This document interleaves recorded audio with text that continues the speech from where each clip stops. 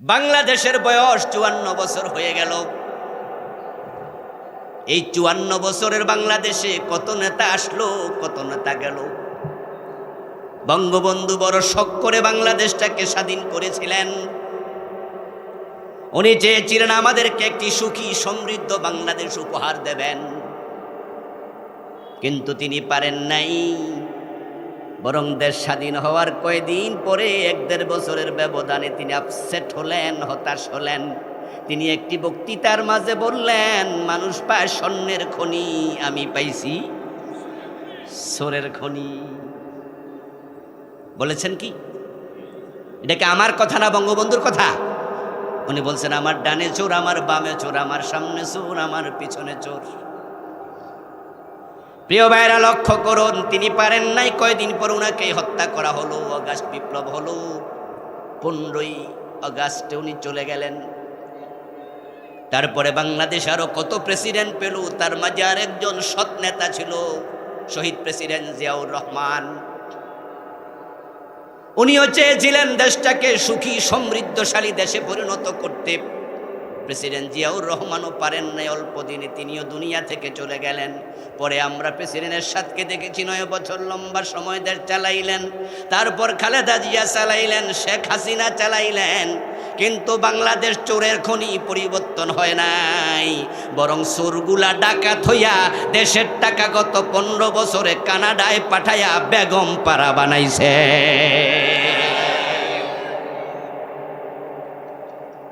দেশের টাকা লুট করছে।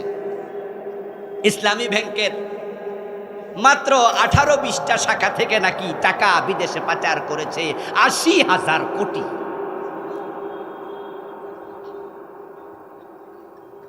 এই দেশটা পরিবর্তন হয়নি।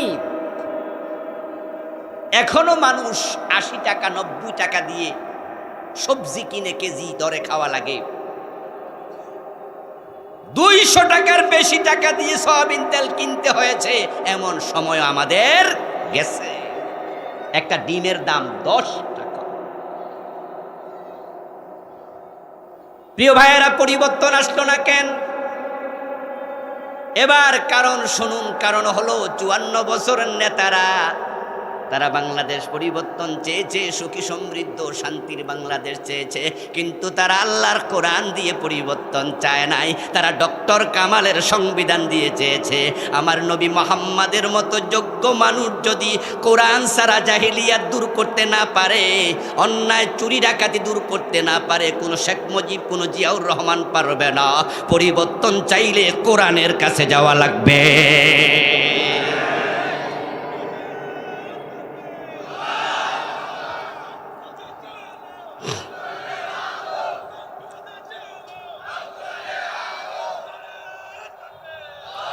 আমার প্রিয় ভাইয়েরা, কোরআন ছাড়া পরিবর্তন সম্ভব নয়।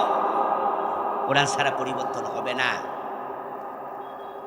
তা আমি আপনার ওসিয়ত শব্দটা আল্লাহর সাথে যখন লাগে, তখন এটা অর্ডার অর্থে আসে, আদেশ অর্থে। মা ওয়াসা বিহি নূহা, যে অর্ডার আল্লাহ তাআলা দিয়েছেন নূহ আলাইহিস সালামকে। এরপর বলছেন, ওয়াল্লাযী আওহাইনা ইলাইকা, ও প্রিয় নবী মুহাম্মদ সাল্লাল্লাহু আলাইহি ওয়াসাল্লাম, একই বিষয়ে আমি আপনার কাছে ওহী নাজিল করছি। মানে আপনাকে অর্ডার দিচ্ছি।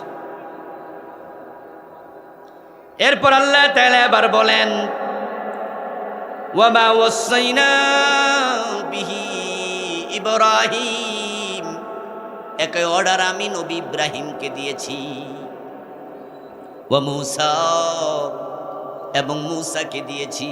ওয়া ঈসা, এবং ঈসাকে দিয়েছি। শুরু হলো নূহকে দিয়া, আলোচনা আসলো ঈসা পর্যন্ত। আওহাইনা ইলাইকা বলে নবী মুহাম্মদও শামিল হলো। তাহলে নূহ আলাইহিস সালাম থেকে নবী মুহাম্মদ পর্যন্ত যত নবী ছিলেন, মাঝখানে এই অর্ডারের বাহিরে একজনও নাই। এর মানে সব নবীকে আল্লাহ দায়িত্বটা দিয়েছেন, যেটার জন্য উম্মতে মুহাম্মাদীকে সারা আলাকুম বলে আল্লাহ খেতাব করলেন। কি গুরুত্বপূর্ণ দায়িত্ব! নূহ থেকে শুরু করে প্রিয় নবী পর্যন্ত আসলো। এর আগে কিছু নবী গিয়েছে। নূহ আলাইহিস সালামের আগে কি পৃথিবীতে নবী ছিল না? আদম আলাইহিস সালাম কি নবী নন? শীশ আলাইহিস সালাম কি নবী নন? কিন্তু নূহকে দিয়ে শুরু করলেন কেন? কারণ হচ্ছে নূহ হচ্ছেন প্রথম শরীয়তের নবী। নূহ আলাইহিস সালামকে বলা হয় নবী শারঈ, হযরত আদমকে বলা হয় নবী জেরাঈ। আদম আলাইহিস সালামের উপর শরীয়ত আসে নাই। রোজা রাখো, হজ করো, যাকাত দাও, শরীয়তের যে বিধানগুলো আছে আদমের উপরে বিধানগুলো ছিল না। এই জন্য তাকে নবী জেরাঈ বলা হয়। উনি কালেমার দাওয়াত দিয়েছেন, আর সামান্য শরীয়তের কিছু কিছু বিষয় আল্লাহ উনাকে দিয়েছেন, কিন্তু উনার মূল কাজ ছিল জীবন ধারণের সিস্টেম চালু করা। কিভাবে ধান, পাট, গম, আলু, তেঁতুল, ভুট্টা এগুলো জন্ম দিতে হয়, কিভাবে মুরগি জবে করে খেতে হয়, কিভাবে গরু রান্না করা লাগে, জীবন ধারণের প্রক্রিয়া শিখিয়েছেন নবী আদম। জেরাউন মানে শস্য দানা, জেরাঈ মানে হচ্ছে শস্য দানার সাথে সম্পৃক্ত নবী। শীশ আলাইহিস সালামও তার কাছাকাছি ছিলেন। কিন্তু নূহ হচ্ছেন পৃথিবীতে শরীয়তের প্রথম নবী। আর শরীয়তের শেষ নবীর নাম মুহাম্মাদুর রাসূলুল্লাহ। পড়ুন সাল্লাল্লাহু আলাইহি ওয়াসাল্লাম। উনার পরে আর কোনো নবী নাই। এর মাঝখানে যত নবী এসেছেন একজন হওয়ার বাদ নাই।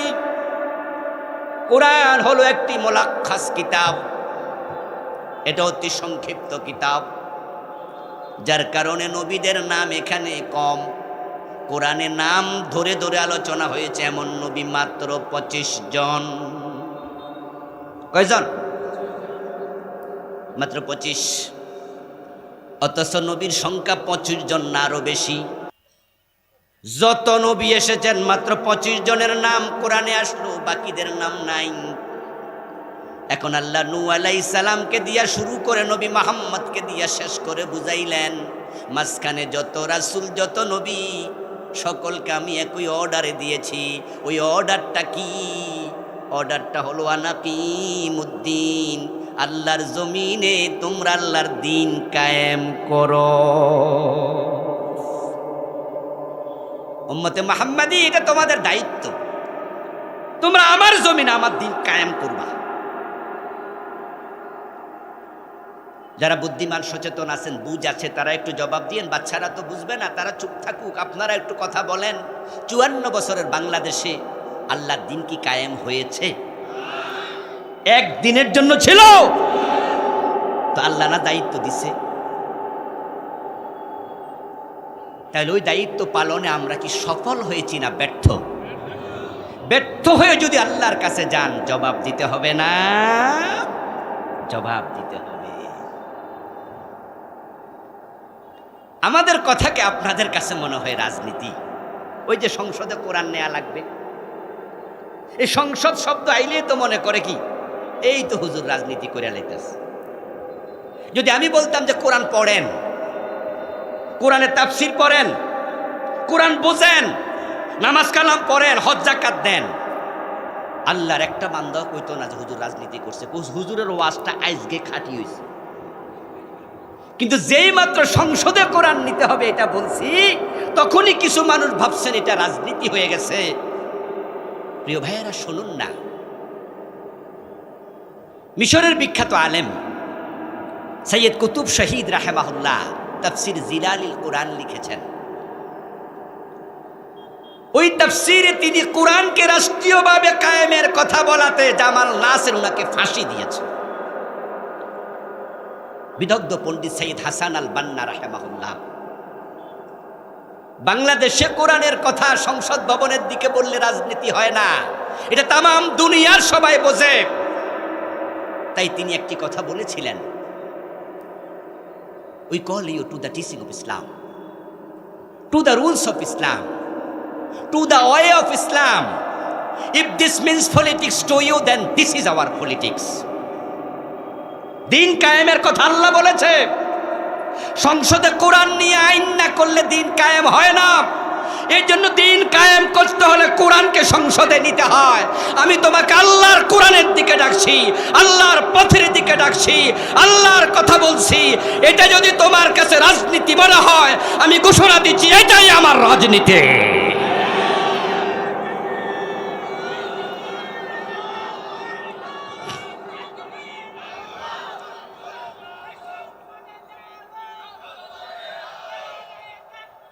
আমার প্রিয় ভাইরা, 54 বছরের বাংলাদেশ ইসলাম একদিনের জন্য কায়েম হয় নাই। এ না হওয়াতে আমরা ব্যর্থ মুসলিম হিসাবে, আর ব্যর্থতার দায় হাসরের ময়দানে আল্লাহর সামনে জবাব দিতে হবে। আখেরাতে আল্লাহর আদালতের আসামি হওয়া থেকে বাঁচতে চাইলে কোরআন জমিনে কায়েমের জন্য চেষ্টা করা দরকার আছে না নাই? আমরা নামাজ পড়ি কেন? যেন আমরা জান্নাত পাই, যেন আল্লাহর সামনে বেনামাজির তকবায় আল্লাহর সামনে আদালতে আসামি হওয়া না লাগে। আমরা রোজা রাখি কেন? আখেরাতে মুক্তির জন্য, আল্লাহর আদালতের আসামি না হওয়ার জন্য। আমরা হজ করি কেন? একই নিয়তে। ঠিক আমরা যারা কোরআনের রাজনীতি করি, আমাদের রাজনীতির লক্ষ্য একটা, আখেরাতে মুক্তি। যদিও আপনাদের আর আমাদের রাজনীতি একরকম। আপনারাও সামনের ভোটে দাঁড়াবেন, আমরাও সামনের ভোটে দাঁড়াবো। আপনারাও সিল মারবেন, আমরাও ব্যালটে সিল মারব। আপনারাও মিছিল করবেন, আমরাও মিছিল করব। দেখতে মনে হয় একই রাজনীতি, কিন্তু আপনারটা আমারটার মাঝে আকার জমিন ব্যবধান। আপনি রাজনীতি করেন পেটের জন্য, আমি রাজনীতি করি আল্লাহর দ্বীন কায়েমের জন্য।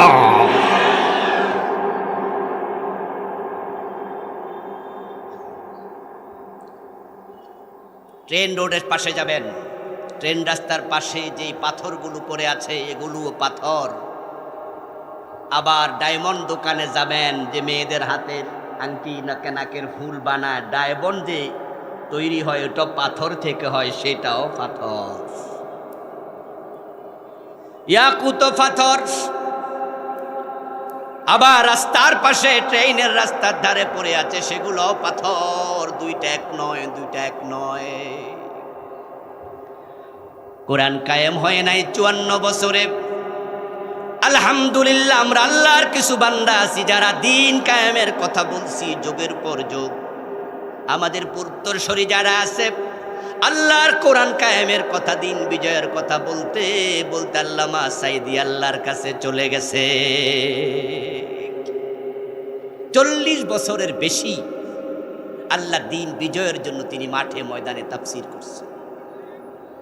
উনার একটা আলোচনা খুঁজে পাওয়া কঠিন হবে, যে আলোচনার মাঝে 1 মিনিটের জন্য হলেও কোরআন বিজয়ের কথা বলেন নাই, এমন একটা আলোচনা পাবেন না।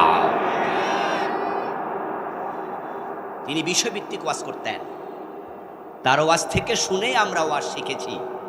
আমি তার রুহানি ছাত্র। তবে পরে আবার সরাসরি ফিজিক্যালি ছাত্র হওয়ার জন্য জেলখানায় উনার সাথে সাক্ষাৎ করতে গিয়েছিলাম।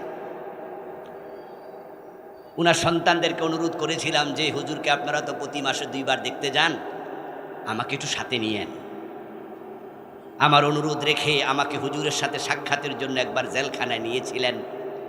সেদিন হুজুর থেকে আমি 15 মিনিটের বেশি সময় সোহবত নিয়েছি, সরাসরি ছাত্র হওয়ার সুযোগ নিয়েছি। আলহামদুলিল্লাহ। আল্লামা সাইদি রাহমাহুল্লাহ বিষয়ভিত্তিক ওয়াজ করতেন। যেদিন তিনি আখেরাত নিয়ে কথা বলতেন, সেদিন আখেরাতের উপরে ডজন ডজন আয়াত হাদিস বলতে থাকতেন। একদিন ইসলাম নিয়ে, একদিন ঈমান নিয়ে, একদিন সালাত নিয়ে, একদিন আখেরাত নিয়ে। যেদিনে যে ওয়াজ করতেন তার আলোচনার মাঝখানে দিন কায়েমের ওয়াজ 1 মিনিটের জন্য হলেও থাকত। 54 বছরের বাংলাদেশে দিন কায়েম হয়নি। এর কারণ কি? প্রথম কারণ হচ্ছে আমরা যারা মুসলমান, আমরা এখনো আল্লাহর জমিনে দিন কায়েমের পক্ষে অধিকাংশ লোক আসতে পারিনি। আমরা কিছু মানুষ আছি। আল্লামা সাইদির মতো আল্লাহর কিছু বান্দা আছে যারা বলেই যাচ্ছে বলতে বলতে আজরাইলের সাথে সাক্ষাৎ হয়ে গেছে। হাসরের ময়দানে আল্লাহ যদি প্রশ্ন করে, দিন কায়েমের দায়িত্ব দিয়েছি, বাংলাদেশে দিন কায়েম কেন করো নাই? উত্তর দেবেন, আল্লাহ চেষ্টা করেছি। এই যে আজকে আমি দিন কায়েমের পক্ষে আপনাদের সামনে 1.5 ঘন্টা 1.25 ঘন্টা ওয়াজ করব, আমার কথাগুলো কি আমল নামায় লেখা হবে না? মা ইয়ালফাযু মিন কাওলিন ইল্লা লাদাইহি রাকীবুন আতীদ। কোরআন মাজিদ আল্লাহ তাআলা বলেন, মানুষের মুখ থেকে যত শব্দ বের হতে দেরি, আমল নামায় রেকর্ড হতে দেরি হবে না। আমাদের প্রতিটি কথা রেকর্ড হয়। আল্লাহ তাআলাকে সেদিন আমি বলবো, আল্লাহ কোরআন তোমার বাংলাদেশে আমি কায়েম দেখে আসতে পারি নাই, আমি কায়েম করতে পারি নাই, কথা সত্য, কিন্তু আমল নামায় রেকর্ডারে রেকর্ড দেখো, আমি তোমার দিন বিজয়ের জন্য কথা বলেছি, দিন বিজয়ের চেষ্টা করেছি, এজন্য মামলা খেয়েছি, হামলার শিকার হয়েছি, কোরআন বিজয়ের কথা বলে ফাঁসির রশিতে ঝুলেছি, এমন আল্লাহর বান্দা আছে না নাই? তারা সেদিন নাজাত পেয়ে যাবে। মা খাদিজার মতো। মা খাদিজা কি ইসলামের বিজয় দেখে গেছেন? কিরে ভাই কথা কয় না কেন? মা খাদিজা ইসলামের বিজয় দেখে গেছেন? জি না, তিনি ইন্তেকাল করেছেন হিজরতেরও আগে, নবুয়তের 10ম সনে। হিজরতের 3 বছর আগে তিনি ইন্তেকাল করেন। ইসলাম বিজয় হয়েছে মদিনায়, মক্কায় নয়। মা খাদিজা ইন্তেকাল করেছেন, কিন্তু তিনি জান্নাত পাবেন, কারণ তিনি একামতে দ্বীনের কর্মী ছিলেন। হযরত সুমাইয়া রাদিয়াল্লাহু তাআলা আনহা ইসলামের প্রথম শহীদ।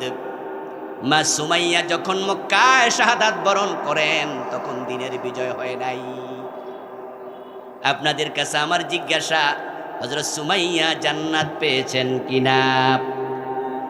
দিন বিজয় দেখেন নাই, জান্নাত পাওয়ার কারণ তিনি দিন বিজয়ের কর্মী ছিলেন। আকিমুদ্দিন মানেটা কি? মানে হচ্ছে যেখানে দিন প্রতিষ্ঠিত নাই সেখানে প্রতিষ্ঠিত করা। তো প্রতিষ্ঠিত করার মানে কি? আমি দিন এবং ইকামাত এই দুটা নিয়ে সংক্ষিপ্ত ব্যাখ্যা করছি। ইকামা মানে হলো প্রতিষ্ঠিত করা, আর দিন মানে হলো ইসলাম। ইন্নাদ দীন ইনদাল্লাহিল ইসলাম। আল্লাহর কাছে দিন আছে একটা, সেটার নাম কি? ইসলাম। ওয়া মান ইয়াবতাগি গায়রাল ইসলামি দীনান ফালাই ইউকবালা মিনহু। ইসলাম ছাড়া অন্য কোনো দিন যদি কেউ তালাশ করে, সেটা আল্লাহ কবুল করবেন না। জবাব দিন আমার সাথে, ইসলাম সর্বশ্রেষ্ঠ ধর্ম না একমাত্র ধর্ম? সর্বশ্রেষ্ঠ ধর্ম, এই কথার সাথে কি কেউ কেউ একমত আছেন? আমাদের দেশে শব্দটা প্রচলিত, ইসলাম একটি সর্বশ্রেষ্ঠ ধর্ম। আমি বলি শব্দটি ভুল, বাক্যটি ভুল। সর্বশ্রেষ্ঠ মানে হলো আরো কিছু শ্রেষ্ঠ আছে, তার মাঝে এটা 1 নাম্বার। কিন্তু কোরআন বলছে ইন্নাদ দীন ইনদাল্লাহিল ইসলাম। আল্লাহর কাছে ধর্ম একটা, সেটা ইসলাম। এ দ্বারা বোঝা যায় সর্বশ্রেষ্ঠ না, ইসলাম হচ্ছে আল্লাহর কাছে একমাত্র ধর্ম। ইসলাম আসার পর বাকি সকল ধর্ম স্থগিত, মুলতবি, বাতিল।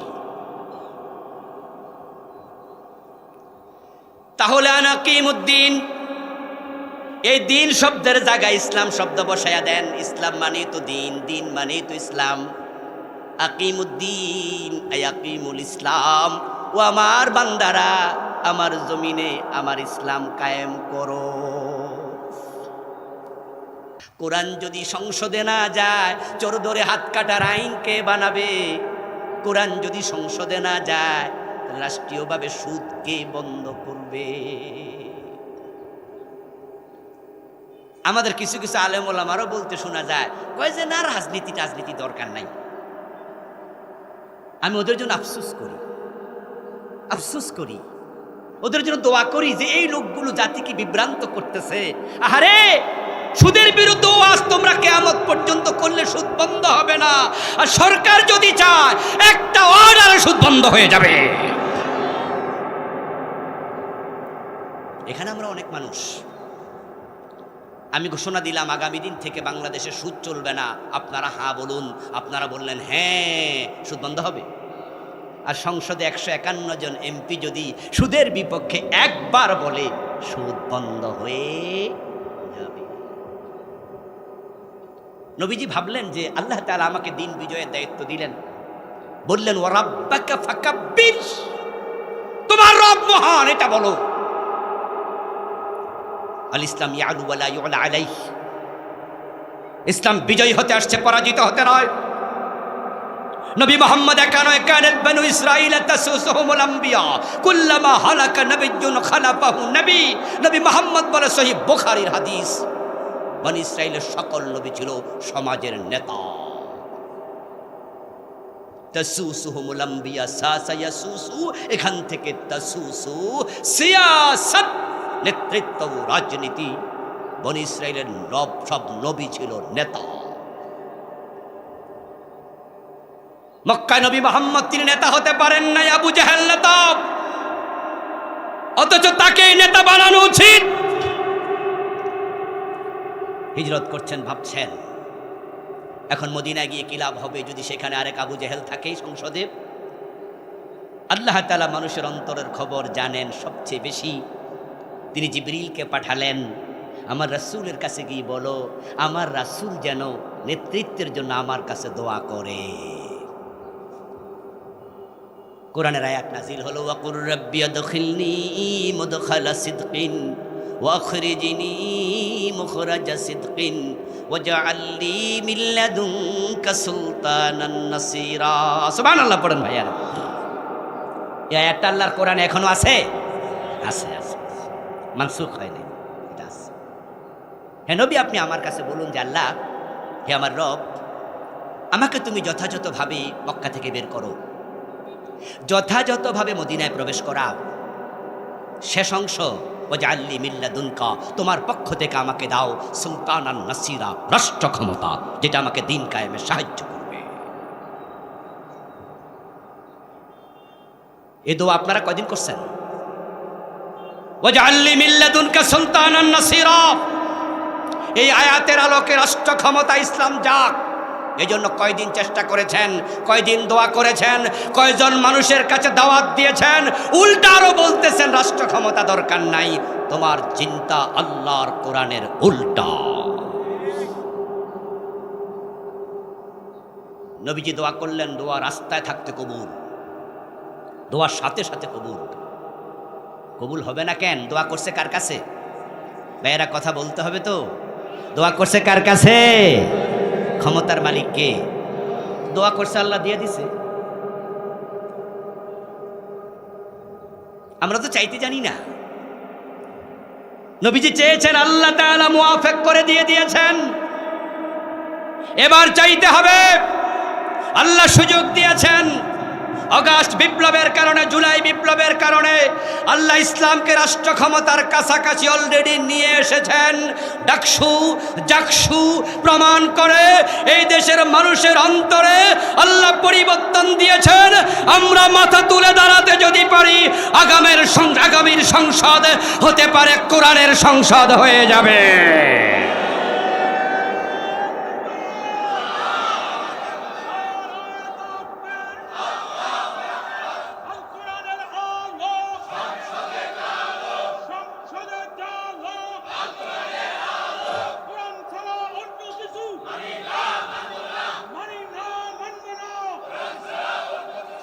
প্রিয় ভাইয়েরা, লক্ষণ ভালো। হাদিসে পাওয়া যায় মানুষের অন্তর আল্লাহ দুই আঙ্গুলের মাঝখানে।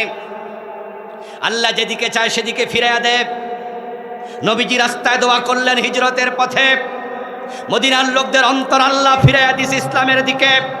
হিজরত করে মদিনায় পৌঁছতে দেরি, আউস খাজরাজ, বনু নজির, বনু কুরাইজা, বনু কায়নুকা, মদিনার সকল মানুষ একসাথ হয়ে একত্রে নবীজিকে মদিনার প্রেসিডেন্ট বানায়া দিলেন। নবীজিকে জোর করে প্রেসিডেন্ট হয়েছিলেন? তারা একসাথ হয়ে বসে বলল, আপনি তলা আল বদরু আলাইনা মিন সানিয়াতিল বিদা ওয়াজাবা শুকরু আলাইনা মাদা লিল্লাহি দা। তারা একসাথ হয়েছে, নবীজিকে মদিনার প্রেসিডেন্ট বানিয়ে দিলেন। আলহামদুলিল্লাহ। আল্লাহ তাআলা আকাশ বিপ্লবের পর আমাদেরকেও সেই ইঙ্গিত করছেন, ইসলামী দলগুলো 54 বছরের বাংলাদেশে কখনো ক্ষমতার এত কাছাকাছি আসতে পারে নাই। আলহামদুলিল্লাহ, পৃথিবীর অন্য অন্য দেশ এখন তারাও ইসলামওয়ালাদের সাথে বন্ধুত্ব করতে চায়। বিভিন্ন দেশের রাষ্ট্রদূতরা এসে ইসলামওয়ালাদের সাথে মিটিং করে, তারা বুঝাচ্ছে তোমরা মাথা তুলে দাঁড়াও, তাদের অন্তর হয়তো আল্লাহ ইসলামের দিকে ঝুঁকিয়ে দিচ্ছে।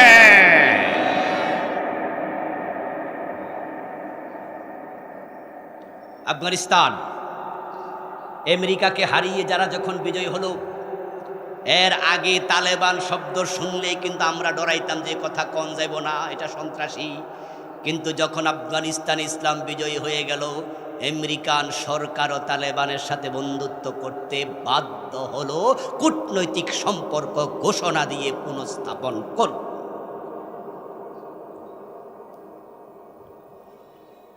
আমরা 4 নম্বরে ছিলাম 54 বছর।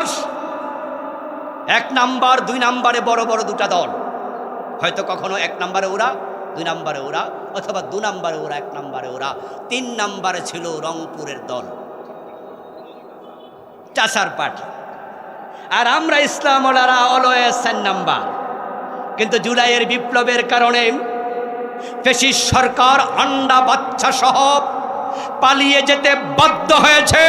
এখন তাদের নাম নেয়ার সাহস বাংলাদেশে কারো নাই। রংপুরের দল তাদের সাথে একসাথে চুপসে গেছে। আমাদের আল্লাহ 4 নাম্বার থেকে 2 নম্বরে নিয়ে এসেছে। মাথা তুলে দাঁড়াতে পারলে, ইসলামওয়ালারা ঐক্যমত একসাথ হয়ে গেলে এবার ইসলাম ক্ষমতায় চলে যাবে।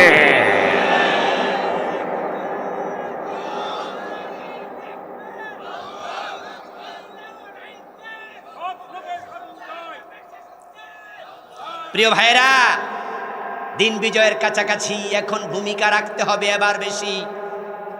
আপনারা যারা ভিন্ন দলে আছেন মনে কষ্ট নেবেন না। আমি আমার বাবার আইনের কথা বলি না, দাদারটা বলি না। আমি নেতা হতে চাই না, আমি এমপি মন্ত্রী কোনোটাই না। আমার বক্তব্য একটাই, কোরআন আছে যেখানে, আমি আছি সেখানে।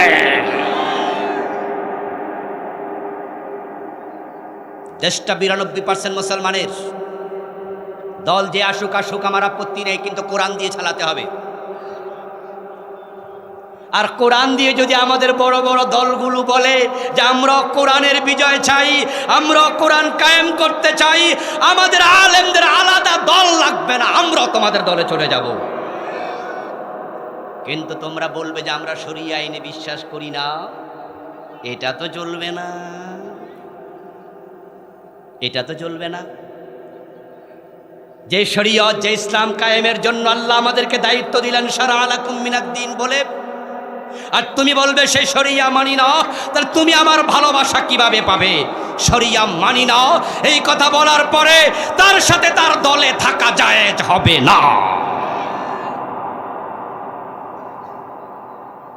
তবে হে আল্লাহু ইয়াজতাবি ইলাইহি মান ইয়াশা, এই কাজের জন্য আল্লাহ সকলকে মনোনয়ন দেয় না। দিন কায়েমের কাজ সবাই করতে পারে না। যাদেরকে আল্লাহ ভালোবাসেন শুধু তাদেরকে দায়িত্ব দেন।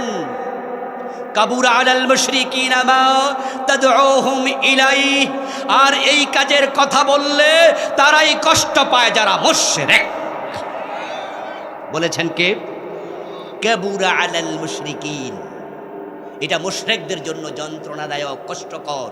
মা তাদউহুম ইলাইহি, যে দিন কায়েমের দিকে তোমরা ডাকছো সেটা।